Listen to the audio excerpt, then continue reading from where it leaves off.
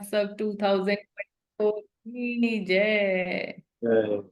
Yes, Prabhu, you can take over the call. हरे कृष्णा। जय जय श्री राधे श्याम। तो कल आप लोग के साथ पहले दिन का जो सेशन हुआ उसके बाद ना मुझे भी थोड़ा काफी एनर्जी आ गई। तो इस संदर्भ में कल हम लोग ने राधा दामोदर मंदिर का दर्शन किया था। आज हम लोग जाएंगे राधा मदन मोहन मंदिर का दर्शन करने। तो सब भक्त लोग आ हरि गए, सब बोल, है, कल हरि वाले सब भक्त लोग बोल, हैं। हरि बोल, हरे जय। कृष्णा माता जी। तो आज भी एक सरप्राइज है, मैं उसी का थोड़ा सा एक बार देख लेता हूँ कि सरप्राइज ठीक है ना। आ, आप लोग को अच्छा लगेगा सरप्राइज। एक बार जस्ट लास्ट चेक कर लूँ, श्री राधे श्याम।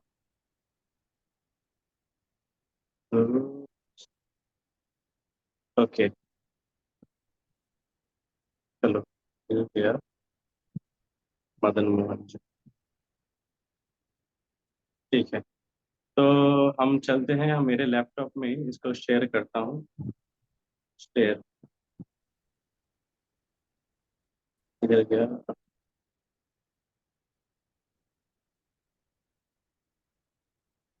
बड़ा झमेला है। शेयर कैसे करें? एंड हाँ, शेयर स्क्रीन।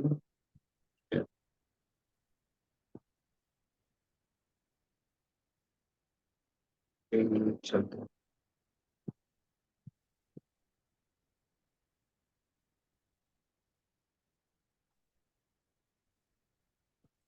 ॐ अज्ञानतिमिरान्धस्य ज्ञानञ्जनशलाकया चक्षुरुन्मीलितं येन तस्मै श्रीगुरुवे नमः।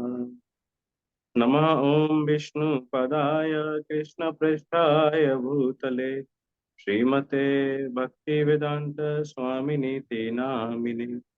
नमस्ते सारस्वते देवे गौरवाणी प्रचारिणे निर्विशेष शून्यवादी पाश्चात्यदेशतारिणे पंचतत्वात्मं कृष्णं भक्तरूपस्वरूपकं भक्त अवतार भक्तख्य नमामि भक्तशक्तिकं।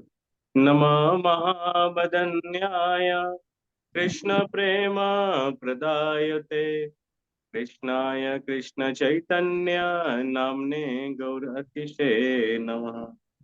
हे कृष्ण करुणा सिंधु दीनबंधु जगतपते गोपेश गोपिका कांत राधा कांत नमस्तुते। तप्त कंचन गौरांगी श्री राधे वृंदावनेश्वरी वृषभानुसुते देवी प्रणमामि हरिप्रिये। नीलाचल निवासाय नित्याय परमात्मने बलभद्र सुभद्राभ्यां जगन्नाथाय ते नमः। जय श्री कृष्ण चैतन्य प्रभु नित्यानंद श्री अद्वैत गदाधर श्रीवास आदि श्री गौर भक्त वृंद। हरे कृष्णा कृष्ण कृष्ण हरे हरे, हरे राम राम राम हरे हरे। श्रील प्रभुपाद की जय, वृंदावन धाम की जय। तो आज हम लोग जाएंगे वृंदावन के परिक्रमा मार्ग पे राधा दामोदर मंदिर का, सॉरी, राधा मदन मोहन मंदिर का दर्शन करने। तो चलिए चलते हैं। तो वृंदावन के परिक्रमा मार्ग पर आप अक्सर ऐसे वातावरण में देखेंगे, ऐसा एक सुंदर सा दिव्य मंदिर है।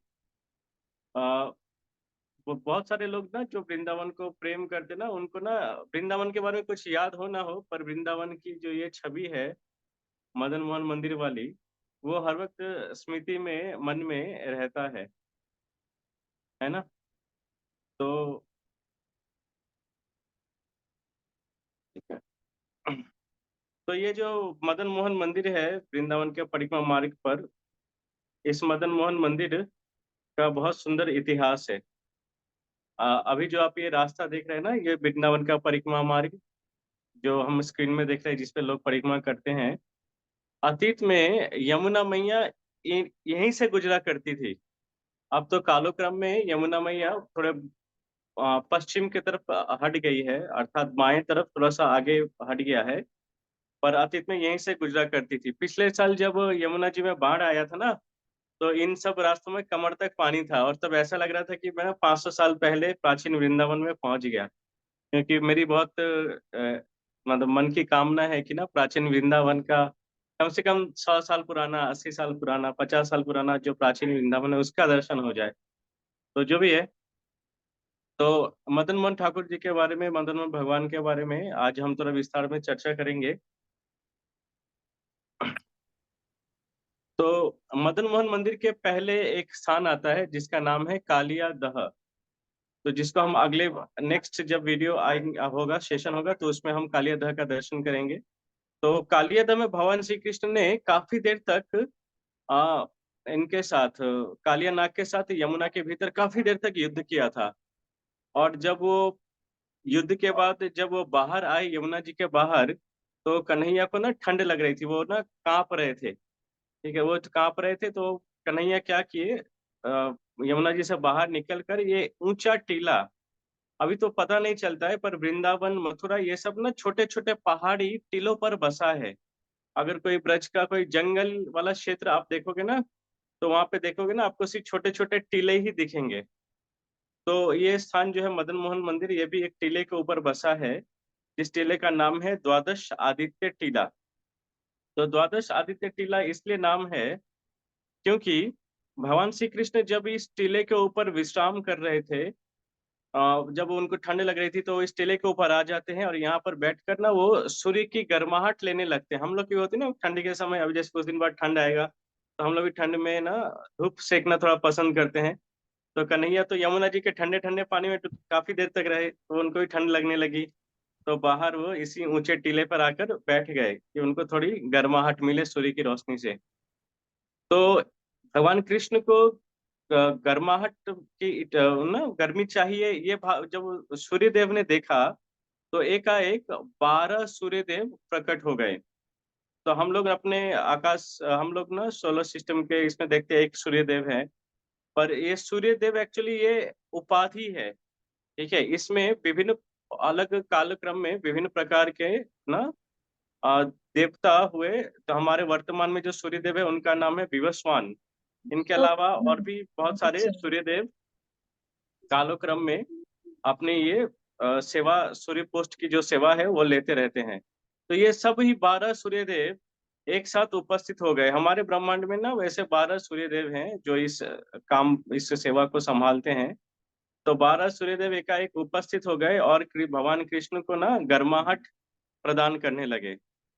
तो गर्माहट प्रदान करने लगे, तो हमारे कन्हैया जो है ना वो कुछ भी कार्य करते हैं तो वो एक्सट्रीम लेवल में करते हैं। वो शादी भी करेंगे तो सबसे ज्यादा करेंगे, बच्चे भी करेंगे तो सबसे ज्यादा करेंगे, प्रेम भी करेंगे सबसे ज्यादा, उनको गर्मी भी चाहिए तो सबसे ज्यादा। ठीक है, विराट रूप भी दिखाना है तो उसमें भी सबसे ज्यादा, युद्ध भी करेंगे तो ऐसा कि मतलब ज्यादा ज्यादा हो। वो कम वाले ना उनको कोई भी मेथड पसंद नहीं। तो कन्हैया ना 12 सूर्यदेव उनको आए गर्मी प्रदान करने, तब जाके उनको थोड़ा गर्मी लगा और उनके ना उनके शरीर से पसीना बहने लगा।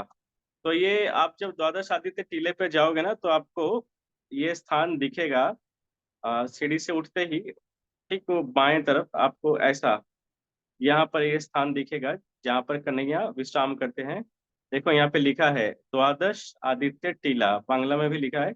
तो 10 हिंदी में 10 बोलते ना, 10 एकादश होता है 11, और द्वादश अर्थात 12। तो 12 सूर्यदेव, आदित्य मतलब सूर्य, और टीला यहाँ पे है। तो इस स्थान को योग पीठ भी बोलते हैं। और अंदर दर्शन है ठाकुर जी के गिरिराज और विभिन्न स्वरूपों का। तो ये द्वादश आदित्य टीला है। तो ठाकुर जी को ना वो गर्माहट प्रदान करने लगते हैं, तो भगवान से शरीर से पसीना गिरने लगता है। और वो पसीना गिर कर ठीक है इस टीले के नीचे जाके इस स्थान पर, ये जो स्थान अभी लोग वहां पे है ना, यहाँ पे एक, यहाँ पे यमुना जी बहती थी, तो यहाँ पे भगवान कृष्ण का पसीना मिलता था यमुना जी से। और बोलते थे जो इस घाट पर स्नान करता था उसके शरीर से भी ना भगवान के ना शरीर की खुशबू आने लगती थी। तो हमारे जीव गोस्वामी हर वक्त यमुना जी के इस स्थान पर ना डुबकी लगाते थे। और बात यह है कि इस बार जब बाढ़ आई थी ना पिछले साल यमुना जी में, तो मैं तो थोड़ा मनमौजी हूँ ना, मैं भी चला जाता हूँ बाढ़ के पानी में घूमने। तो मैं यहाँ पे जब गया ना, तो मुझे वो लीला स्मरण आई। तो मैं सोचा यहाँ पे डुबकी लगा के देखते हैं ना कि ठाकुर जी की खुशबू आती है ना शरीर से। डुबकी तो लगाया, खुशबू तो पता नहीं आया नहीं आया नहीं। पर मैं ना उसके बाद से वो हमारे मंदिरों में, बांके बिहारी मंदिरों में मुझे इत्र मिलती है सुंदर सी सेवा वाली, उसी को लगा लेता हूँ कि चलो कुछ तो ठाकुर जी का लीलाओं का मान रहे। क्योंकि मैं ना, मेरा अंदर भौतिक शरीर है ना, तो ये बदबूदार शरीर है, तो इसे वो वाली खुशबू नहीं आती जिसकी कामना में कर रहा था। पर बहुत दिव्य स्थान है, बहुत दिव्य। तो आगे बढ़ते हैं। तो अब आता है मदन मोहन भगवान हमारे, मदन मोहन जो है, इनके बारे में थोड़ा विस्तार में जानेंगे। तो मैं कल बता रहा था, राजा बजनाभ ने ब्रज में 8 स्थानों पर भगवान श्री कृष्ण के 8 विग्रहों की स्थापना की, जिनमें से 2 गोपाल विग्रह थे। एक गोपाल है साक्षी गोपाल, जो वर्तमान में जगन्नाथपुरी से 10 किलोमीटर पहले स्थापित हैं। वो वृंदावन के गोविंद देव मंदिर के पास रहते थे, और यहीं से वे चलकर चले गए थे भुवनेश्वर। और दूसरे हैं मदन गोपाल, जिनको हम सब मदन मोहन के नाम से जानते हैं, है ना। और ये मदन मोहन वर्तमान में वर्तमान में राजस्थान के करौली में निवास करते हैं, जो वृंदावन से लगभग 160 किलोमीटर की दूरी पर है। ठीक है। तो ये मदन मोहन के प्राकट्य के बारे में ना 2 लीला प्रचलित हैं। आज मैं आपको नई बात बताऊंगा। मदन मोहन के प्राकट्य के बारे में 2 लीला प्रचलित है। एक एक लीला में ये कहा गया है कि ये मदन मोहन ठाकुर जी जो हैं, इनकी सेवा ब्रह्मा जी करते थे। और इन्होंने क्या किया था, आगे चल के राजा अम्बरीश को ब्रह्मा जी ने वो मदन मोहन ठाकुर जो भगवान का स्वरूप है, विग्रह है, वो अम्बरीश महाराज को दिया था। और अम्बरीश महाराज से वो ठाकुर जी रावण के पास भी थे कुछ काल तक। मैंने जो ये वीडियो बनाया था ना, इसमें थोड़ा सा इस बारे में चर्चा की है। अम्बरीश महाराज से ये ठाकुर जी का स्वरूप कुछ समय तक रावण के पास था। और उसके बाद सीता माता और राम जी के पास होते हुए, देखिए यहाँ पे मैं बताना चाह रहा था, अम्बरीश महाराज की जो सॉरी रावण की जो पत्नी थी मंदोदरी, वो न क्या ये मदन गोपाल की सेवा करती थी। उसके बाद ये कालोक्रम में विभीषण के माध्यम से राम जी के पास, माता सीता के पास आया। माता सीता से ये हमारे माता सीता से उनके भगवान राम के सबसे छोटे भाई शत्रुघ्न के पास आया। जब जब मथुरा में लवनासुर नामक एक असुर का बहुत उत्पात बढ़ गया। ये लवनासुर मथुरा में मधुबन में रहता था। तो इसका बहुत उत्पात बढ़ गया, तब भगवान रामचंद्र ने अपने छोटे भाई शत्रुघ्न को मथुरा का राजा घोषित करते हुए उन्हें 2 विग्रह को मथुरा में स्थापना करने को कहा। एक विग्रह थे वराह देव का, जो आदि वराह देव है, उनका हम दर्शन करेंगे कभी अगर मथुरा यात्रा करते हैं तब। और दूसरा विग्रह है ये मदन गोपाल का। ये इनकी स्थापना करने को मथुरा में उनके द्वारा कहा गया है, ऐसा एक ग्रंथ में लिखा है। इसके अलावा एक और ग्रंथ में ऐसा वर्णन है कि राजा बजनाभ, जब उन्होंने महर्षि शांडिल्य से भगवान श्री कृष्ण की लीलाओं के बारे में श्रवण किया, और उनके आदेश पर भगवान कृष्ण की जो जो लीला स्थलियां है उनका अनुसंधान करने के लिए ब्रज में भटक रहे थे, तब वो मथुरा के भगवान श्री कृष्ण के जन्म स्थान पर आते हैं। और वहां पर उन्हें वो विशेष शिलाखंड का दर्शन होता है, जिस जो कंस के कारागृह पे था, जिस पर जिस पर भगवान श्री कृष्ण का प्राकट्य हुआ था। उस शिलाखंड को देखने पर ऐसा प्रतीत होता था कि अभी इसका पंचामृत से अभिषेक किया गया हो। और तब राजा बजनाभ ने महर्षि शांडिल्य के आदेश पर उसी शिलाखंड से 3 विग्रहों का निर्माण किया था, गोविंद देव, गोपीनाथ और मदन मोहन। तो ये भगवान मदन मोहन के प्राकट्य की 2 विभिन्न प्रकार की लीलाओं के बारे में बताया गया है, तो ये दूसरा कारण है। तो ठाकुर जी का प्रकट होने के बाद ठाकुर जी को वृंदावन में ही कहा जाता है कि सबसे पहले वृंदावन में जो विग्रह सबसे पहले स्थापना की गई थी राजा बजनाभ के द्वारा, वो मदन मोहन हमारे ठाकुर जी मदन गोपाल जी हैं, जिनको मैं मदन मोहन बोल रहा हूँ, वही मदन गोपाल जी हैं। और इनको ये द्वादश आदित्य टीले के ऊपर ही उन्हें बसाया गया था। फिर कालक्रम में क्या हुआ कि कालक्रम में जब मुस्लिम आक्रमणकारियों का अत्याचार बढ़ा, तब हमारे मदन मोहन का जो विग्रह है, ये भी कुछ काल के लिए अत्याचार ये हो गया था, अंतर्ध्यान हो गया था, और किसी को नहीं मालूम था कि कहाँ पर है, नहीं है। ब्रजवासीगण इन्हें एक वट वृक्ष के नीचे छुपा कर ब्रज को छोड़कर चले गए थे। कालू में बहुत सारे अत्याचारियों ने ना ब्रज में आक्रमण किया। तो उस समय की ये बात है। तो उसके बाद क्या हुआ कि जैसे चैतन्य नित्यानंद अद्वैत आचार्य, श्री अद्वैत आचार्य नवद्वीप मंडल से वृंदावन आए। अद्वैत आचार्य वो माधवेंद्रपुरी के शिष्य थे। वह वृंदावन आए अपने गुरु माधवेंद्रपुरी का दर्शन करने, साथ ही ब्रज वृंदावन का दर्शन करने। तो वो जब वृंदावन आए, तो वृंदावन में ही इसी मदन मोहन मंदिर के पास एक स्थान है अद्वैत वट करके। ये मंदिर के पास में ही एक स्थान है अद्वैत वट करके। कहाँ गया स्थान, मैं आपको दिखाता हूँ अद्वैत वट। तो वो अद्वैत वट के नीचे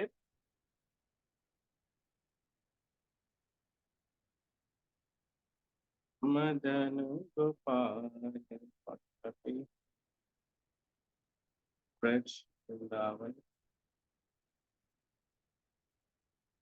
वृंदावन अद्वैत वट।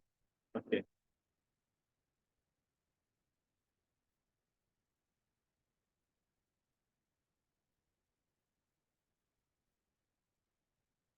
पहले जो बांके बिहारी मंदिर का जाने वाला जो रास्ता था, उसी में ये अद्वैत वट पड़ता है।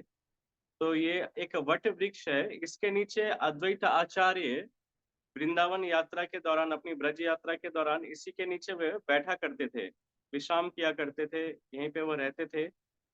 तो एक बार उनके स्वप्न में मदन मोहन ठाकुर जी आए, बोले कि अद्वैत बाबा, मैं इसी वट वृक्ष के नीचे हूँ, मुझे निकालो। और तब अद्वैत आचार्य ने ठाकुर जी को, मदन मोहन को, इसी वट वृक्ष के नीचे से उन्हें प्रकट किया था। क्योंकि मैं दिखाता हूँ आपको कहाँ गया।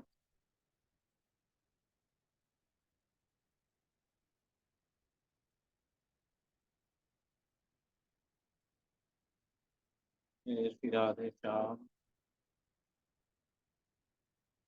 जो भी मैं थोड़ा बाद में दिखाता हूँ ना, ये हो गया जो भी। तो इसी वट वृक्ष के नीचे से अद्वैत आचार्य ने मदन मोहन जी को प्रकट किया। यहाँ पे पिक्चर नहीं है। तो जो भी है, प्रकट करने के बाद उनको उनको जब उनकी नवद्वीप मंडल परिक्रमा संपूर्ण हो गई, अद्वैत सॉरी ब्रज मंडल परिक्रमा जब उनकी संपूर्ण हो गई अद्वैत आचार्य की, तो वो मदन मोहन को लेकर वृंदावन जाने लगे। तो वृंदावन जब जाने लगे, तब मदन मोहन जी बोल बोल रहे हैं अद्वैत आचार्य से कि बाबा, वृंदावन परित्याज्यम पादम एकम न गच्छति। मैं वृंदावन के बाहर एक कदम भी नहीं रखता, तो मैं ब्रज के बाहर नहीं जाऊंगा। तब अद्वैत आचार्य बोले कि हे ठाकुर जी, आप ब्रज के बाहर नहीं जाओगे तो आपकी यहाँ सेवा करेगा कौन? ये तो घोर जंगल है, यहाँ पे तो कोई रहता नहीं है। तो आप ब्रज के बाहर नहीं जाओगे, कोई बात नहीं, पर आपको कम से कम मथुरा में मेरे एक जानकार ब्राह्मण है, उनके घर में रहना पड़ेगा। तो बोले ठीक है। तो मथुरा में केशव देव मंदिर था, भगवान कृष्ण का एक और मंदिर था केशव देव मंदिर।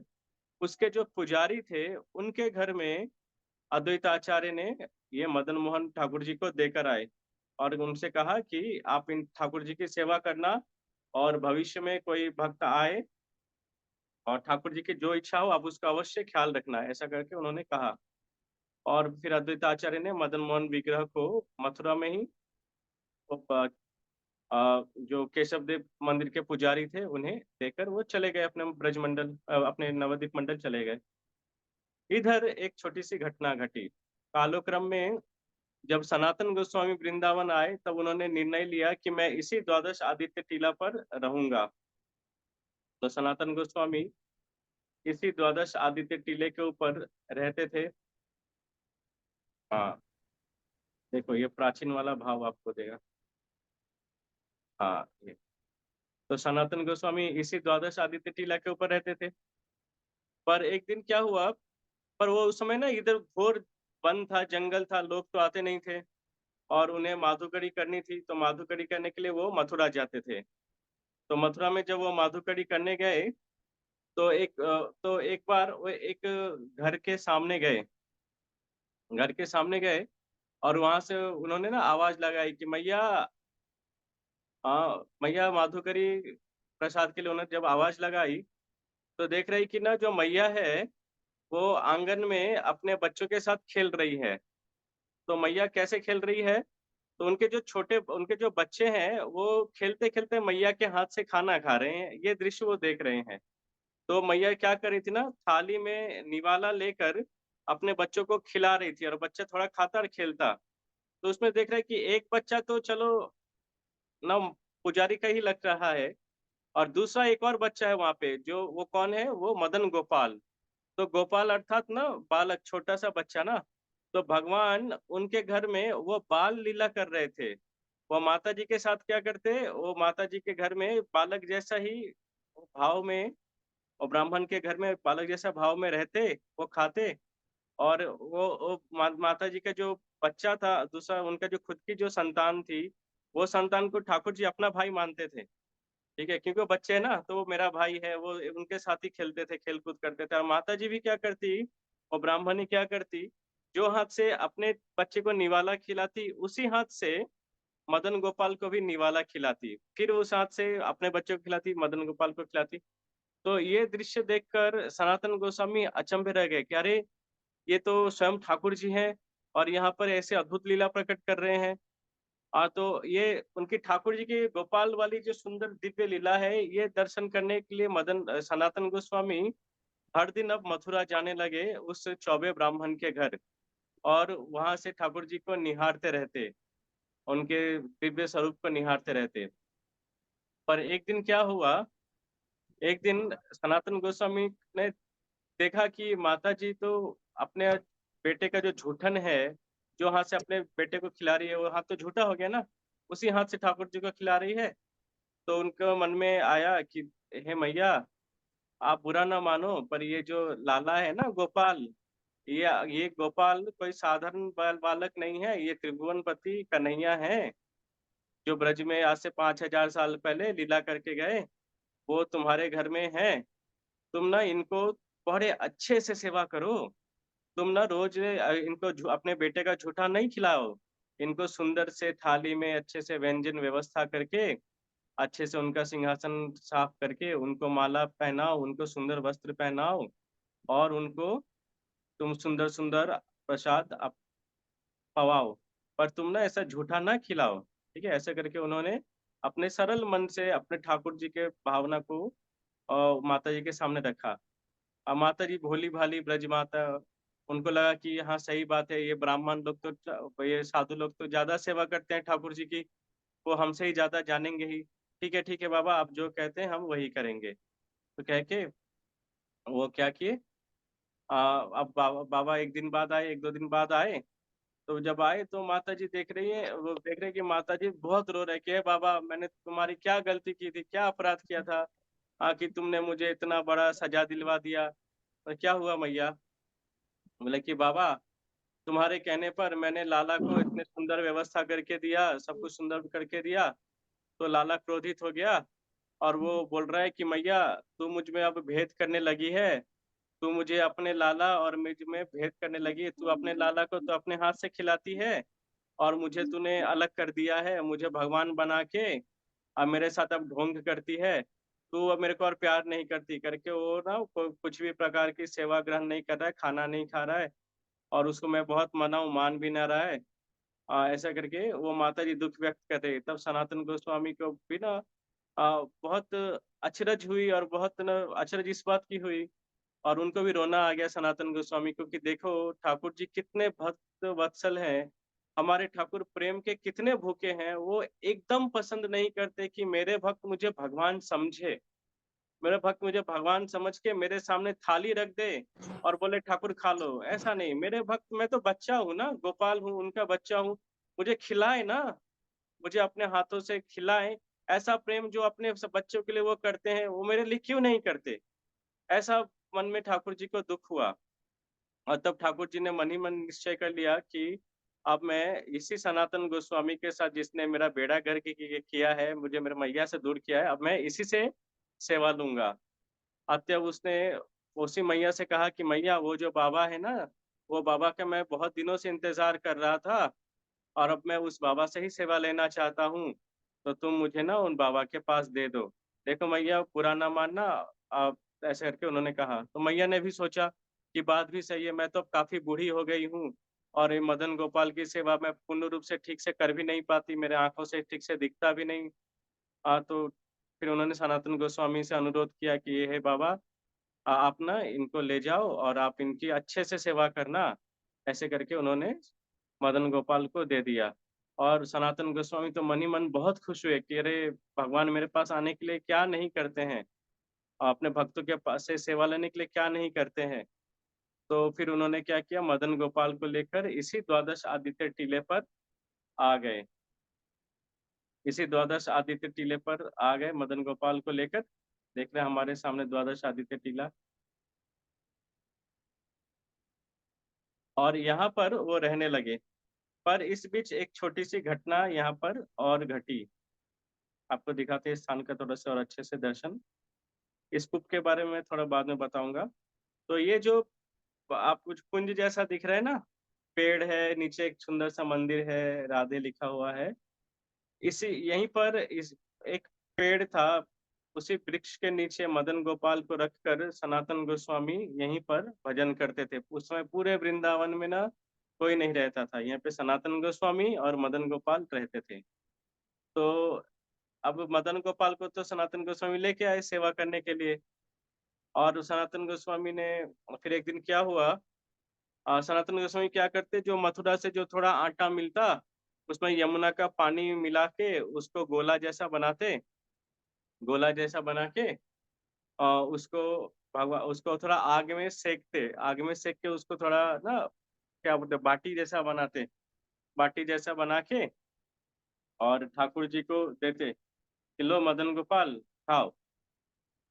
तो मदन गोपाल पाओ ऐसा बोल दिए तो मदन गोपाल पा रहे हैं, तो पाते-पाते मदन गोपाल बोल रहे हैं सनातन गोस्वामी के बाबा, तेने बाटी तो दियो पर थोड़ा नमक मिल जाता तो बहुत अच्छा होता। ऐसा उन्होंने कहा और बाटी के साथ क्या देते थे सनातन गोस्वामी?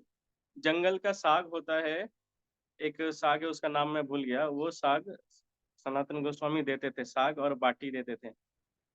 तो बाटी खाने के बाद बाटी पाने के बाद तो सनातन गोस्वामी को बोले कि थोड़ा नमक मिलता तो बहुत अच्छा होता। तो सनातन गोस्वामी बोल रहे हैं कि बाबा बोले मदन गोपाल, आज तो तुम नमक माँग रहे हो, कल दूध माँगोगे, फिर छाछ माँगोगे, फिर 56 भोग माँगोगे।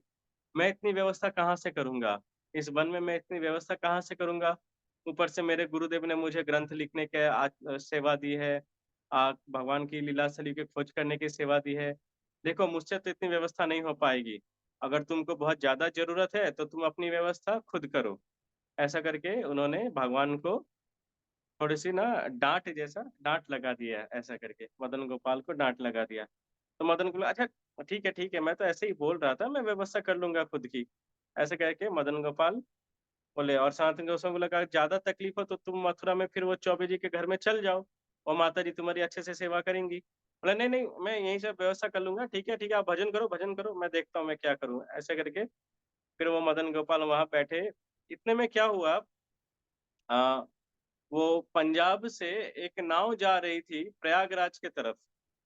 उस नाव में एक व्यापारी बहुत सारा नमक, रॉक सॉल्ट, सेंधा नमक लेकर वो व्यापार के लिए जा रहे थे। प्राचीन ज़माने में ना मसालों का, नमक का इस ये सब इसका बहुत ज़्यादा कारोबार होता था। तो जब सेंधा नमक लेकर जा रहे थे, तो एकाएक यमुना जी के जब वृंदावन के ऊपर से गुज़र रहे थे, तो उनकी नाव यमुना इसी द्वादश आदित्य टीले के पास यमुना जी में उनकी नाव अटक गई। नाव अटक गई तो वो नाविक था और वो व्यापारी थे। वो व्यापारी का नाम था रामदास। तो व्यापारी वहाँ से चिल्लाने लगा, "अरे भाई कोई है? इस प्राचीन जंगल में, पर वो डर भी रहा है कि ना यहाँ पे अगर मैं ज्यादा चिल्लाया कोई लुटेरा आके मुझे लूट ले गया तो और मुसीबत हो जाएगी। तो उन्होंने ना वहां पे चिल्ला रहे कि फिर भी कोई है इस जंगल में, मुझे मदद करो, मेरी नाव अटक गई है, ऐसे करके चिल्ला रहे हैं। तो उसी द्वादश आदित्य टीले से एक बच्चा बोल उठा, रहे क्यों गला फाड़ रहे हो, ऊपर जाओ, ऊपर टीले के ऊपर एक बाबा जी हैं, वो देखो टीले में रोशनी जल रही ना, वहां पे एक बाबा जी हैं, उनके पास जाओ, बहुत सिद्ध महात्मा है वो, एकदम चमत्कारी है, मंत्र मारेंगे तुम्हारे नाव निकाल देंगे, ऐसे करके वो कहा। तो बोले ठीक है ठीक है। तो फिर वो रामदास क्या किए, नाव से उतर के आए, क्योंकि पानी कम थी तो नाव तो आगे चल नहीं रही थी। तो नाव से उतर के आए, साथ ही अपने साथ एक नमक का बड़ा ढेला ना लेके लेते हुए आए। और आकर देखा तो इस घोर जंगल में सिर्फ सुंदर एक मदन गोपाल और सनातन गोस्वामी ही है, और कोई नहीं है। तो जाके उन्होंने सनातन गोस्वामी को प्रणाम किया, मदन गोपाल को प्रणाम किया, और उपहार स्वरूप, भेंट स्वरूप नमक देते हुए बोले कि हे बाबा, एक लाला ने मुझे कहा कि आप बहुत चमत्कारी महात्मा हो, मेरी नाव यहाँ पे अटक गई है, मुझ पर कृपा करो मेरी नाव निकालने के लिए। बोले कि जो बालक ने बोले हो ना, तुम उसी बालक से प्रार्थना करो।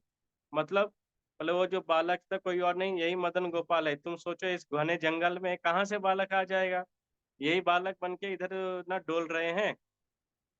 तो फिर उन्होंने ठाकुर जी मदन गोपाल के सामने ना प्रार्थना की कि हे मदन गोपाल, मेरी नाव निकाल दो, और मैं व्यापार के लिए जा रहा हूँ, जो भी मेरा लाभ होगा उससे मैं आपके लिए यहाँ पर सुंदर भोजन की व्यवस्था करवाऊंगा, और आपके मंदिर सुंदर मंदिर का मैं यहाँ पर निर्माण कराऊंगा, ऐसे करके उन्होंने प्रार्थना की।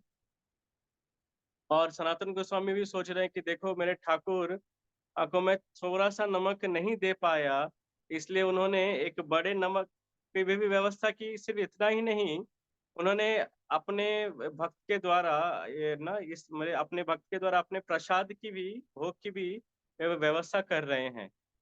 तो फिर जब उन्होंने ऐसी प्रार्थना की रामदास ने, और जब प्रार्थना करके अपने नाव के पास गया तो एकाएक उन्होंने देखा कि एक कहाँ से एक बड़ी लहर यमुना जी में आई, और उसकी नाव जो फंसी हुई थी वो निकल गई। तो फिर वो नाव में बैठकर जब वो व्यापार करने के लिए आगे बढ़े, तो उन्होंने देखा कि नाव में जो नमक था वो सब नमक ना कपूर के रूप में परिवर्तन हो गया। ये देख के वो अचरज हो गए, और उन्होंने फिर उस कपूर का व्यापार प्रयागराज में और विभिन्न स्थानों पर किया, और उनसे उनको बहुत लाभ हुआ। और जब वो वापस उसी समय उसी यात्रा में जब वापस आ रहे थे वृंदावन, तब उन्होंने उस जो लाभ हुआ था, प्रॉफिट हुई थी, उस प्रॉफिट को सनातन गोस्वामी को दिया। सिर्फ इतना ही नहीं, बहुत सारे सेवायत को लाके उन्होंने सुंदर मंदिर का निर्माण कराया, और भगवान की ना भोग की सुंदर व्यवस्था करवाई वहां पर। और उनको ठाकुर जी मदन गोपाल को कहा कि हे मदन गोपाल, तुमको ना अब नमक के लिए और भोग के लिए ज्यादा कष्ट सहने की जरूरत नहीं है, यहाँ पे सुंदर हमने आपकी भोग की व्यवस्था की। तो उस व्यापारी का उसके बाद नाम हुआ रामदास कपूर। और क्योंकि उनको ना ठाकुर जी ने कपूर दिया था, खुद से नमक को कपूर में परिवर्तन कर दिया था, उनका नाम हुआ रामदास कपूर। और उन्होंने उस सुंदर मंदिर द्वादश आदित्य टीले का जो सुंदर मंदिर है उसका निर्माण कराया। तो आप जब इस स्थान पर जाएंगे, यहाँ पर आपको ना इस मंदिर के आसपास आपको 3 मदन गोपाल के दर्शन होंगे। तो एक मदन गोपाल तो इसी मंदिर में है, जिनको हम लोग मदन मोहन के नाम से भी जानते हैं। ये देखो, ये है ना एक मदन मोहन। एक और मदन मोहन के आपको दर्शन होंगे जो द्वादश आदित्य, तो अद्वैत वट है ना, अद्वैत वट जहाँ पे, एक मिनट तो दिखाता हूँ, श्री राधे श्याम।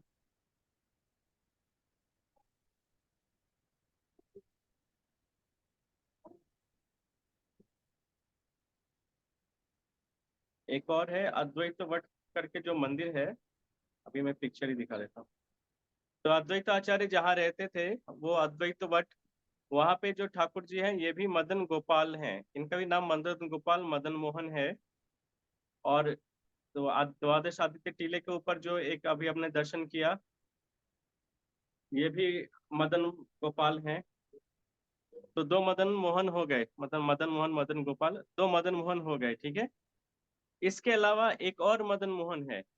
क्या है, वृंदावन में जब आक्रमणकारियों ने ना हमारे इन मंदिरों को तोड़ दिया था, ध्वंस कर दिया था, नष्ट कर दिया था, तो उसके बाद जब वो फिर से गोस्वामीगण ने एक और मंदिर का निर्माण कराया पास में। और इन मंदिरों में दिखाता हूँ मैं आपको कौन सी मंदिर।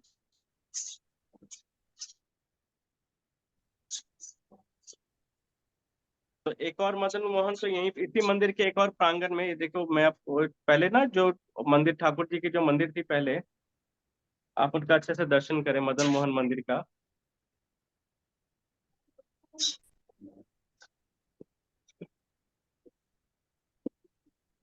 इसी प्रांगण में ठाकुर जी का पहले मंदिर था, जहाँ जिनके अंदर ठाकुर जी रहते थे। जो नया मंदिर रामदास कपूर ने बना दिया था ना, तो ये वो दृश्य है अंदर का। अंदर, ये अंदर वाला क्षेत्र है। पहले यात्रीगण इसी रास्ते से अंदर जाते थे मदन गोपाल का, मदन मोहन का दर्शन करने के लिए। जो अभी दरवाजा बंद है, बंद है मतलब कि अभी इनको बंद ब्लॉक कर दिया गया है, पर पहले इसी रास्ते से यात्रीगण अंदर दर्शन करने के लिए जाते थे। और अभी ठाकुर जी यहाँ से दर्शन देते हैं, यहाँ से इस स्थान पर। यहाँ पे जो ठाकुर जी हैं इनका नाम भी मदन मोहन है। तो यहाँ पे तीन मदन मोहन हो गए, एक अद्वैत वट में, एक वो प्राचीन जहाँ पे सनातन गोस्वामी भजन करते थे, और एक यहाँ पे, तीन हो गए। एक और मदन मोहन है जो इस मंदिर के पास में ही रहते हैं। तो ये मदन मोहन हो गए। और इसके अलावा क्योंकि मैं बता रहा था ना कि जब प्राचीन मंदिर को तोड़ दिया जाता है तो उसके बाद ना भक्त लोग एक और मंदिर बनाते हैं। देखिए यहाँ पे लिखा है मंदिर श्री ठाकुर मदन मोहन जी महाराज, ठीक है। और ये उस मंदिर का प्रांगण है, और यहाँ पर भी ठाकुर मदन मोहन है, ठीक है। तो ब्रज में, वृंदावन में ही मदन मोहन द्वादश आदित्य टीले मंदिर के पास आप चार मदन मोहन ठाकुर जी का आप दर्शन कर सकते हैं, ठीक है। ये देखिए चारों स्वरूप एक साथ आपके सामने, आपके स्क्रीन पर है। ये सब मदन मोहन है। तो आप जाके इन चारों का अवश्य दर्शन करना है। इसके अलावा अब हम चलेंगे सनातन गोस्वामी की समाधि पर। तो अब पहले क्या था, घूम के जानी पड़ती थी, अब है कि ये जो सीढ़ी में हम चढ़ते हैं ना, द्वादश आदित्य टिले की जो सीढ़ी पर हम चढ़ते हैं, तो इस सीढ़ी के आधे से ही एक रास्ता बना दिया गया है श्रीला सनातन गोस्वामी पाद के समाधि मंदिर का, ठीक है। तो हम यहाँ से शॉर्टकट से, ये सनातन गोस्वामी का समाधि मंदिर है, यहाँ पे जा सकते हैं। और ये रहा हमारे प्राणप्रिय सनातन गोस्वामी का सुंदर समाधि का दर्शन। श्रील सनातन गोस्वामी की पाद की जय। तो सनातन गोस्वामी की समाधि है, और यहाँ पे आप परिक्रमा करने के दौरान अन्य और भी आचार्य के समाधि का दर्शन कर सकते हैं। और यहाँ पे एक बहुत विशेष समाधि है, उस समाधि का नाम है ग्रंथ समाधि। आपको दिखाते हैं, देखिए यहाँ पे सामने लिखा है ग्रंथ समाधि। ग्रंथ समाधि क्या है? आचार्यों ने संभवतः सनातन गोस्वामी ने ही भगवान राधा रानी कृष्ण के बहुत आंतरिक लीला, बहुत ही आंतरिक लीला का उन्होंने एक ग्रंथ लिखा था। फिर उन्होंने उन्होंने एनालाइज किया और सोचा कि कलयुग के लोग ना ठाकुर जी के इस आंतरिक लीला ने के समझने के एकदम अनएलिजिबल है। वो ना ठाकुर जी के लीलाओं को बहुत ना जड़ समझेंगे, और उस पर निंदा या विभिन्न प्रकार की भावना मत इत्यादि देंगे। इसलिए उन आचार्यों ने क्या किया, उन समाधि को, उन ग्रंथों को यहाँ पर समाधि दे दी। तो इसलिए ये ग्रंथ समाधि सनातन गोस्वामी के समाधि के पास देख सकते हैं। संसार का एकमात्र समाधि है जिसे, जो ग्रंथ को दिया गया है, ग्रंथ समाधि, ठीक है। और ये द्वादश आदित्य आदित्य टीला से वृंदावन परिक्रमा मार्ग का दर्शन। और ये है 500 साल पुराना वास्तविक मदन मोहन ठाकुर जी, जो वर्तमान में करौली में विराजमान है। तो जब राजा बजनाभ ने तीनों विग्रहों की रचना की, मदन बनाया आया, मदन मोहन, गोपीनाथ और गोविंद देव, इनको बनाकर उन्होंने ये सोचा कि ये ठाकुर जी वाकई वैसे बने हैं या नहीं, जैसे भगवान श्री कृष्ण का स्वरूप है उससे क्या ये मेल खाता है या नहीं। इस बारे में जानने के लिए उन्होंने माता उत्तरा को बुलाया। माता उत्तरा कौन? अभिमन्यु की पत्नी माता उत्तरा, परीक्षित महाराज की माता, उन्हें बुलाया और उनसे कहा कि हे माता, महर्षि शांडिल्य के आदेश पर और आपके दिए गए वर्णन पर हमने तीन ठाकुर का निर्माण किया है, मदन मोहन, गोविंद देव और गोपीनाथ। कृपया आप इनका दर्शन करके हमें बताएं कि क्या ये इनका स्वरूप भगवान कृष्ण से मेल खाता है या नहीं। तब माता उत्तरा ने कहा कि देखो, ये जो मदन मोहन ठाकुर जी है ना, इनके चरण से लेकर कमर तक पूरे हमारे कन्हैया के जैसा है। ठीक है। और ये जो गोपीनाथ जी है ना, इनके कमर से लेकर गला तक ये पूरा भगवान कृष्ण के समान है। और ये जो गोविंद देव है ना, इनका मुखमंडल पूरा भगवान कृष्ण के समान है। तो इसलिए कोई अगर गोविंद देव, गोपीनाथ और मदन मोहन का दर्शन करता है तो उसे भगवान श्री कृष्ण के संपूर्ण रूप के दर्शन प्राप्त होते हैं। और साथ ही उन्होंने ये कहा कि ये जो मदन मोहन ठाकुर जी हैं, ये हमारे संबंध विग्रह हैं। भगवान के जो भक्त हैं, भगवान, बहुत सारे सांसारिक लोग हैं जो भगवान से विमुख होके हैं, भगवान के प्रति उनका आकर्षण नहीं है। तो ये मदन मोहन का दर्शन करने से उनके उनकी संबंध, भगवान से खोए हुए संबंध की स्थापना होती है, उसमें कनेक्शन धीरे धीरे बैठने लगता है। इसलिए ये ठाकुर जी के संबंध विग्रह है मदन मोहन। तो सनातन गोस्वामी पाद ने इस बहुत सुंदर दिव्य स्थान को हमारे सामने रखा, और हम आज इनके द्वारा, इनके भक्ति के प्रभाव के द्वारा ना, हम दिव्य वृंदावन के इन सुंदर स्थानों का दर्शन कर पा रहे हैं। ठीक है। तो किसी का कोई प्रश्न माता जी? हरे कृष्णा।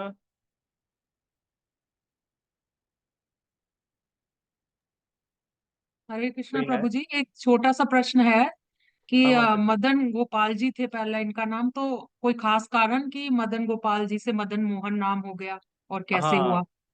वो सनातन गोस्वामी ने जब ठाकुर जी का दर्शन किया ना, तो वो उन्हें इतने आकर्षक लगे, इतने आकर्षक लगे कि उन्होंने कहा कि ना, तुम मेरे चित्त को मोहते हो, तो इसलिए ना तुम गोपाल नहीं हो, तुम छोटे बालक नहीं हो, तुम चित्त मोहते हो, तो इसलिए तुम, उनका नाम उन्होंने मदन मोहन रखा। मोहन अर्थात जो मोहता है। तो अब देखो, हमारे ठाकुर जी कितने अद्भुत अद्भुत स्वरूप में आते हैं। उनका जगन्नाथ स्वरूप अलग है, उनका राधा रमन स्वरूप अलग है, उनके बांके बिहारी स्वरूप अलग है, उनका मदन मोहन, गोविंद देव, वो हर बार अपने विभिन्न विभिन्न स्वरूपों में ना दर्शन देते हैं। है ना, कितने अद्भुत है। तो उन्होंने मोह लिया था अपने सनातन गोस्वामी के चित्त को, इसलिए सनातन गोस्वामी उन्हें मदन मोहन कह के बुलाते थे। ठीक है। इस एक और कारण ये भी है इनका मदन मोहन कहने का, कि पास ही में एक स्थान है मदन टेर। तो एक बार क्या हुआ था, कामदेव जब उन्होंने सुना कि भगवान कृष्ण इस वृंदावन में रास नृत्य करने के लिए तैयार हुए हैं, तो कामदेव आ गया अपने स्वर्गलोक से भगवान कृष्ण पर कामवान फेंकने के लिए। उसे लगा कि रास नृत्य, ये तो रास नृत्य में ना आ, ठाकुर जी का मिलन होगा, तो इसमें ना मुझे भी कुछ सेवा करनी चाहिए, तो वो आ गए कामवान फेंकने के लिए। पर वो जब भगवान श्री कृष्ण के दिव्य स्वरूप का दर्शन किए, तो दर्शन करके उनको, वो भगवान श्री कृष्ण का दिव्य स्वरूप का दर्शन किए कामदेव में, तो वो बेहोश होकर गिर गए। बेहोश होकर गिर गए, तो तब से तो ये कामदेव का एक और नाम है मदन। और इनको मोह लिया था कन्हैया ने, तो इसलिए कन्हैया का नाम हुआ मदन मोहन। और उन कन्हैया को मोह लिए थे हमारी राधा रानी किशोरी जी ने, तो इसलिए उनका राधा रानी का नाम है मदन मोहन मोहिनी। ठीक है। तो ये एक और ना ठाकुर जी का मदन मोहन नाम के पीछे ये एक सुंदर कारण है। ठीक है माँ। जी प्रभु जी, एक और हैंड रेज है। वहाँ सुलक्षणा जी माता जी। हरे कृष्ण माता जी। हरे कृष्ण माता जी, दंडवत प्रणाम। हरे कृष्ण प्रभु जी, दंडवत दंडवत प्रणाम। प्रणाम। हरे कृष्ण भैया। प्रभु जी, मेरे दो क्वेश्चन है। एक तो जी। जो आपने बताया, चार मदन मोहन जी हैं। एक आपने हाँ बताया कि जो अद्वैत वट है वहां पे हैं, और हाँ तीन हाँ द्वादश टीला पे ही हैं। तो हाँ, जो दो द्वादश टीला पे और एक उसके पास में। ओके, तो जो प्रभु जी हम जिनके दर्शन करते हैं वो मदन मोहन जी वो वाले हैं, जो अभी आपने दिखाए थे, जो साइड में जिनके दोनों एक राधा रानी होते हैं, और दूसरे हाँ कौन, जैसे हम सुनते हैं अनक मंजरी होते हैं, लाइक ऐसा कुछ उनके बारे में थोड़ा बता नहीं नहीं, देंगे प्लीज। अनंग मंजरी वो गोपीनाथ मंदिर में है। अगली बार जब हम गोपीनाथ मंदिर का दर्शन करेंगे तब हम अनंग मंजरी के बारे में जानेंगे, ठीक है। पर यहाँ पर मदन मोहन ठाकुर जी है, उनके पास दो और राधा रानी है, एक राधा रानी एक ललिता सखी है। पर अनंग मंजरी नहीं है। अनंग मंजरी है वो जब हम गोपीनाथ मंदिर का दर्शन करेंगे तब उसमें अनंग मंजरी का हम दर्शन करेंगे, ठीक है। ओके प्रभु जी, प्रभु जी जो तीन थे यहाँ पे, दो थे जो हाँ आपने बताया, तो हाँ उसमें एक तो ये वाला जो हमने देखा भी, और दूसरा यूजुअली इसी के दर्शन करते हैं, ऊपर जाते हैं तो जो हाँ हाँ दूसरा है जो इसमें बड़े वाले जो भगवान जी ब्लूइश जो कॉम्प्लेक्शन में है, तो वो भी हाँ हाँ वहीं पे ही है ऊपर ही। हाँ, ऊपर ही उनके है दर्शन वो। नहीं करे कभी। हाँ, आप फिर से जाना तो ऊपर ही हम्म, दिखेंगे आपको, ठीक है। जी। और जो और ग्रंथ समाधि आपने बताई प्रभु जी, तो हाँ हाँ वो क्या सारे आचार्यों के ग्रंथ उसके अंदर थे, या फिर कोई पर्टिकुलर जो राधा रानी और भगवान के जो गोपनीय जो वे थे, लीलाएं थी, वो उनका एक हाँ, था? उनके और वो इंटीमेट पास टाइम की लीलाओं के ऊपर वो ग्रंथ लिखे गए थे और उसकी ओके, समाधि थी वहाँ पे। हाँ तो वो सारे आचार्यों ने मिलके उनको समाधि दिया था, या फिर पर्टिकुलर किसी आचार्य के नहीं, थे जिन्होंने वो? ग्रंथ की रचना की थी हम्म, उन्होंने फिर उन ग्रंथों की वहां पर समाधि दी। मीन सारे आचार्यों ने मिलके ये हाँ सब सारा। डिसाइड किया? जी जी जी। ठीक है अच्छा, ये प्रभु जी। एक एक और चीज था जिनके बारे में बताना थोड़ा भूल गया। जब आप ये द्वादश आदित्य टीले को परिक्रमा क्रम पर जाएंगे ना, इस रास्ते से जब आगे तरफ बढ़ेंगे तो यहाँ पे आपको ना एक कुएं का दर्शन होगा, एक टैप का दर्शन होगा। मैं आपको दिखाता हूँ ये। इस कुएं का दर्शन होगा, ठीक है। इस कुएं का नाम है कृष्णकूप। क्या नाम है? कृष्ण को? कृष्णकूप। ये सभी को मैं बता रहा हूँ, इसका नाम है कृष्णकूप। क्या हुआ था कि जब सनातन गोस्वामी काफी बूढ़े हो गए थे ना, तो बार बार टीले से नीचे यमुना जी में जल पीने या स्नान करने नहीं जा पाते थे। तब कन्हैया ने कहा कि बाबा, तुमको बार बार ना नीचे जाने की जरूरत नहीं है, मैं यहीं पे तुम्हारे लिए जल की व्यवस्था कर देता हूँ। फिर कन्हैया ने बंसी के नाद से बंसी में फूंक मारी, उनके बंसी के फूंक से इसी स्थान पर एक ना कूप निर्माण हो गया, कुंड निर्माण हो गया छोटे से, और उससे जल निकलने लगा। तो ये जो कूप है, इस कूप का, इसके ऊपर अभी ना यहाँ के जो सेवाएं थे उन्होंने सुंदर टैंक वैंक बिठा दिया है। और यहाँ पे जो जल है वो, ऐसे तो ब्रज की पानी सब ना खारा पानी है, सॉल्टी पानी है, पर यहाँ का जल ना बहुत मीठा है, ठीक है। तो ये कृष्ण कूप का आप कभी जाओ तो इसका पानी आप अवश्य पिए, ठीक है। जी। माता जी, और कुछ प्रश्न? हरे कृष्ण प्रभु जी, यस प्रभु जी। ये जी। जो जो 12 जो सूर्य बताए थे आपने, तो हाँ हाँ उनमें जो अभी जो हैं वो वसवान बताए, बाकी हाँ। जो हैं वो क्या इसी कल्प से, इसी उससे अभी अवेलेबल हैं, या फिर अलग अलग उसमें रहे हैं? नहीं नहीं नहीं, ये हमारे जो ब्रह्मांड है ना, तो हमारे जो हम्म, ब्रह्मांड ऐसे अनंत कोटि ब्रह्मांड है ना। किसी में 4 माथे वाले ब्रह्मा जी है, किसी में 50 माथे वाले ब्रह्मा जी है, किसी में 100 माथे वाले ब्रह्मा जी हैं। तो हमारे ब्रह्मांड में जो सूर्य पद है, सूर्य देव हैं, जो ये पदवी है, स्थान है, इनके जो वर्तमान के राजा है वो विवस्वान है। और ये शायद 6th या 7th है। इनके अलावा और भी यहाँ पर ना है, मतलब और भी इनके बाद अन्य सूर्यदेव आएंगे, उसके बाद अन्य सूर्यदेव आएंगे, ऐसा करके है। मुझे सबका नाम ज्ञात नहीं है, आप बोलेंगे तो मैं नाम निकाल के रखूंगा, ठीक है। जी प्रभु ji, thank you so much. हरे कृष्ण, दंडवत प्रणाम। हरे कृष्ण माता जी, जय नाम। हरे कृष्णा। प्रभु जी, यमुना ये माता जी। चारों, यस, हाँ चारों मदन गोपाल और इनके आप फोटो, हमें इमेजेस जो है ना ग्रुप में प्लीज मुझे भेज देना, मैं ग्रुप में ओके, डाल दूंगी। ठीक है माता जी। और कल की जो थे राधा दामोदर के भी पिक्चर्स। ओके, मैं दे दूंगा आप। Yamuna thank you. भद्र माता जी कुछ पूछना चाह रही है लगता है। हरे कृष्णा प्रभु जी, धन्यवाद प्रणाम। हरे कृष्ण माता हरे जी। कृष्णा माता जी, धन्यवाद प्रणाम। हरे हाँ जी। कृष्णा। प्रभु जी, मेरा क्वेश्चन यही था कि आपने जैसे बताया कि मदन मोहन जो है वो संबंध हमें हमारा साथ करते हैं, मतलब संबंध जोड़ते हैं, हाँ जी संबंध की स्थापना होती है। तो जी। गोविंद देव और गोपीनाथ जी के साथ, उनके साथ क्या मतलब वो सिग्निफाई करते हैं? वो गोविंद देव है अभिदेव, और सॉरी अच्छा, गोपीनाथ है अभिदेव, और गोविंद देव है प्रयोजन, ठीक है। अल्टीमेट प्रयोजन। हाँ, तो वो सब हम ठीक है। जब उनके दर्शन करेंगे तो उस समय उनके बारे में मैं आपको बताऊंगा। ठीक है। ठीक है प्रभु जी। और सनातन गोस्वामी जी की समाधि कहाँ पर है? इसी द्वादश आदित्य टीले के मंदिर के जब हम सीढ़ी से चढ़ेंगे ना, हाँ जी। हाँ ये देखो, ये ऐसे यहाँ पे सीढ़ी में जो दिख रहा है ना, ये जो बाबा जी यहाँ पे सीढ़ी पे हैं, यहाँ से हाँ जी। ये हाँ जी। रास्ता गया अच्छा, है। यहीं पर है। हाँ, यहाँ से रास्ता हाँ पहले घूम के जाना पड़ता था, पर अभी व्यवस्था कर दी गई है कि लोग इधर से ही जा सकते हैं। जो मैं आप गए होंगे वृंदावन द्वादश आदित्य टीला, तो जी यहाँ से प्रभु ऐसा जी, रास्ता कर मदन दिया मोहन गया। गई हूँ मैं, हाँ जी, कभी हाँ, आदित्य टीला नहीं गई। ओके, ठीक है, आप आना वृंदावन, फिर आप दर्शन करना सनातन गोस्वामी के जी, समाधि का। Thank you Prabhu ji, thank you so much. जय हरे जय श्री कृष्ण। राम। हरि बोल। हमारा जब ट्रिप जाता है वृंदावन में तो हमेशा यही समाधि में हमेशा ड्रामा कराते हैं टेम्पल अथॉरिटीज।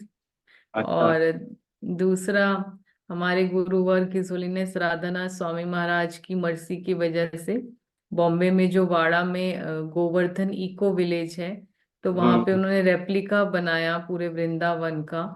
और स्पेशली जो बिल्कुल रेप्लिका बनाया उन्होंने, वो श्री श्री मदन मोहन जी का टेम्पल अलग से बनाया है। और बिल्कुल रेप्लिका डीटीज हैं जो करौली में है, वैसे ही राधा रानी और वैसे ही ललिता सखी। और उनकी पूजा भी उसी स्टैंडर्ड से वैसे ही हो रही है। तो एक्चुअली मैं यही कल बता रहा था कि हमें वृंदावन का एक्सपेंशन करना चाहिए, और राजनाथ महाराज जी ने एकदम ब्रज का पूरा भाव को रेप्लिका बहुत अच्छे से बनाया। समझते हैं उन्होंने। Replica yes. नहीं, वो वृंदावन ही है, रेप्लिका नहीं है। यस। वो पूरा वृंदावन है, आप एकदम गलती से रेप्लिका मत शब्द यूज मत करना। ओके। वो वृंदावन है। ओके। ठीक है, श्योर और ऐसे प्रभु। वृंदावन पूरे विश्व में बने, ऐसे हम कामना करते हैं जिससे इस वृंदावन का थोड़ा रेट कम जाए। यहाँ बहुत रेट है। जय। जैसे शिला रूप गोस्वामी और शिला सनातन गोस्वामी ने भी नवद्वीप में भी राधा कुंड श्याम कुंड बनाया था, और वहीं पर रह के वो शाम को अपना श्रीमद् भागवतम पढ़ते थे। तो वैसे ही हमारे गुरुवर ने वहां पर पूरा वृंदावन प्रकट किया है।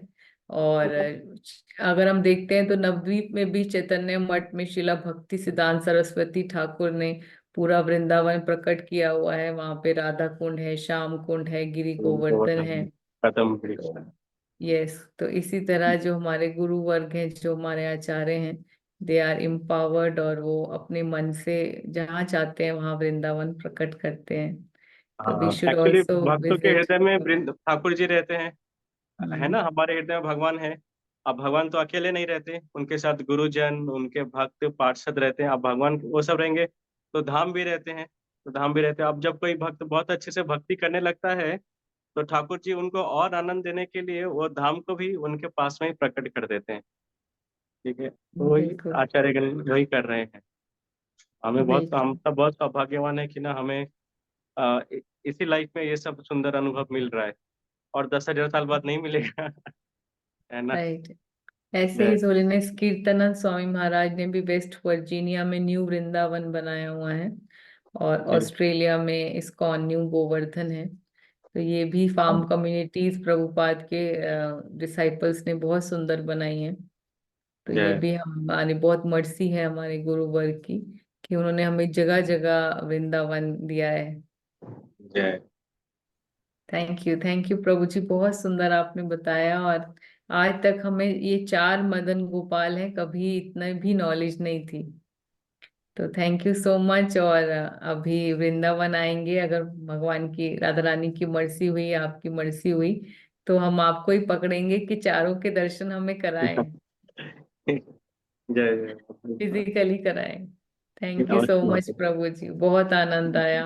और इतनी डिटेल में नॉलेज हमें ये भी नहीं पता था कि पहले ये जो डीटीज हैं जो आपने बताई कि दो दो स्टोरीज आती हैं, एक तो द्वैताचार्य वाली और एक रावण वाली। तो हाँ हमें भी कभी नहीं पता था कि ये रावण और विभीषण और सीता मैया के पास भी ये डीटीज रहे। तो ये जी हमने कभी नहीं सुना था। जी। और जो वो चौबे जी हैं, आई थिंक उनका नाम पूरा पुरुषोत्तम चौबे, आई थिंक। हाँ, जो ब्राह्मण थे मथुरा के, पुरुषोत्तम चौबे। यस, क्योंकि वो बच्चों की स्टोरी बुक्स में जब हम पढ़ाते थे उनको तो वो मेंशन होता था। और जी। जो जो मर्चेंट थे, जो सॉल्ट मर्चेंट थे जिनको वो मिलते हैं मदन मोहन बाद रामदास में, कपूर। हाँ हाँ। रामदास कपूर। तो वो कपूर नाम इसलिए पड़ा क्योंकि वो मुझे क्लियर नहीं हुआ अच्छे से। वो एक्चुअली जब मैंने जो पढ़ा है वो उसमें बताता हूँ, उसमें ऐसा कहा गया है कि वो तो नमक का व्यापार के लिए जा रहे थे ना, बिजनेस नमक के लिए कर रहे थे। पर जब वो मदन मोहन का दर्शन करके वापस अपने नाव पर गए और कुछ दूरी पर जाके उन्होंने देखा कि उनके जो नाव से ना कपूर की सुगंध आ रही है। तो उन्होंने जब वो हटाया सामान सब, तो उन्होंने देखा कि वो सब सॉल्ट कपूर में परिवर्तन हो गया है। तो उन्होंने जो उसका बिजनेस किया, तो बिजनेस में बहुत ज्यादा प्रॉफिट हुआ, मतलब उनके एक्सपेक्टेशन से भी ज्यादा। एक नमक का व्यापार करेंगे तो उतना ज्यादा भी नहीं होता, पर कपूर के व्यापार से ज्यादा हो। फिर वो प्रयागराज गए। पहले उन्होंने सोचा था कोई और क्षेत्र जाने का, पर फिर वो प्रयागराज गए क्योंकि वो तीर्थस्थल है और कुंभ का और विभिन्न प्रकार के ना साधुओं का जमावड़ा होता है वहां पर। तो फिर उन्होंने वहां पर वो, और फिर इसलिए उनको जब वापस आए तो उनकी नाम ही पड़ गया रामदास कपूर करके। जी। ओके, बहुत सुंदर प्रभु ji, thank you so much प्रभु जी, आपने इतना डिटेल में हमें नॉलेज दी। और प्लीज हमें ब्लेस करिए कि आपके अंदर जो राधा रानी का भाव, जो ब्रज का भाव है, उसका एक डस्ट पार्टिकल भी हमारे अंदर आ जाए बाबा, तो और माता जी हमें बस भी। कर करके थोड़ा थोड़ा सी गुरुजनों के आशीर्वाद से, कृपा से हो रही है। आप ना हमको छू लो बस, आप ना मांगो नहीं, मेरे पास थोड़ा सा ही है। प्रभु जी, आप शेयर करोगे तो मल्टीप्लाई होके आपके पास आएगा, आपको माता जी, बेनिफिट ही रहेगा, आपको लॉस नहीं होगा। ये ब्रज ऐसा है ना माता जी, ये इस यहीं पर होता है। ब्रज के बाहर जैसे जाते ना, तो लगता है कि कोई कुछ और जगह आ गए। फिर जब ब्रज में वापस आते तो खुद को सेटल करने में ही ना बहुत दिन लग जाता है, वो जो मूड भाव जो अभी है। और वो राइट। वही बहुत अद्भुत है माता जी, मैं ना बता नहीं सकता, शब्द नहीं है। पर इतना खुशी है ना, मतलब कभी कभी मेरी पत्नी भी, हम भी बोलते हैं ना, और कि ना अभी राइट टाइम हम लोग अभी मर जाते हैं। अभी मर जाएंगे ना तो हम ठाकुर से मिल जाएंगे, क्योंकि ना इंतजार नहीं हो रही अंदर। अब हम ना अंदर और चाहते हैं कि और अंदर ना वो उत्कंठा आए। बस उसी की कामना कर रहे हैं। आप आशीर्वाद दो कि वो उत्कंठा आए, हम ठाकुर जी के लिए रोए, वो भावना आए। बस हम उसी चीज के लिए लालसा कर रहे हैं, आपका आशीर्वाद करें हमें। जय जय, thank you Prabhu ji so much. I am not qualified, पर मैं आपके लिए जरूर आप प्रे करूंगी आप सब कि भक्तों आप की हम कृपा से सबको। पहुंचो उधर, नहीं तो कहाँ मुझे मालूम कौन भी किधर वृंदावन है, कौन कन्हैया है, कौन राधा रानी ने क्या किया। बस वही कृष्णा सीरियल में थोड़ा देखा था, और संडे को महाभारत आती थी तो उसी में जो देखा दिखा, उससे भी थोड़ा कनेक्शन में। पर ब्रज में सब आके और भी प्रभुपाद की पता मर्जी है। चला। यस जी, प्रभु जी, अवश्य प्रभु, प्रभुपाद की मत से। मुझ बिल्कुल पे ज्यादा सभी। मत है प्रभुपाद की, मैं बता देता हूँ गर्व से, क्योंकि हम उसी जय। उसी जगह के हैं जहाँ प्रभुपाद के जन्मे। कोलकाता के टालीगंज के, मेरा कोलकाता घर वहीं पे है। तो हम प्रभुपाद के टॉलीवुड। घर के आदमी हैं। बिल्कुल प्रभु जी, तभी प्रभुपाद ने आपको अपने राधा दामोदर के पास रखा है। जी प्रभुपाद ने बोला ना, कल भी आपने बताया कि I eternally reside my rooms of Radha Damodar, ji my life and soul is Radha Damodar. तो इसीलिए ने आपको अपने पास रखा है बहुत। आप जी। प्रे करिए कि जो उनके बदमाश बच्चे हैं हम जैसे, जिनको बहुत दूर भेजा है, तो उनको भी अपने पास रखें। तो वो जिम्मेदारी आप है बहुत। हमारे लिए प्रे करिए। यस प्रभु जी, बिल्कुल। ऑल डिवोटीज प्लीज, सब लोग अनम्यूट करके प्रभु जी को अपने दिल से बहुत सारे आशीर्वाद, थैंक यू, हरे कृष्णा सब बोलिए। हरे हरे कृष्णा कृष्णा प्रभु प्रभु जी। जी, हरे कृष्णा, थैंक यू सो दंडवत मच, प्रणाम, थैंक यू सो मच प्रभु जी। की जय। छोटी बड़ी बूढ़ी हरे जवान कृष्णा सभी प्रभु जी, मैया की दंडवत जय। कृष्णा प्रभु जी, प्रणाम। जय दंडवत प्रणाम प्रभु जी, हरे कृष्णा जय। प्रभु जी, दंडवत जय प्रणाम। दंडवत जय। प्रणाम हरे प्रभु कृष्ण जी। प्रभु जी, दंडवत प्रणाम। ऐसी कृपा देखो, करते रहो प्रभु जी हमारे ऊपर। सब हरे गोपियों के कृष्णा प्रभु आशीर्वाद जी। मिल रहे हैं मुझे। सब गोपियों के आशीर्वाद में लग जाए। हरे कृष्ण जय धन्यवाद। जय जय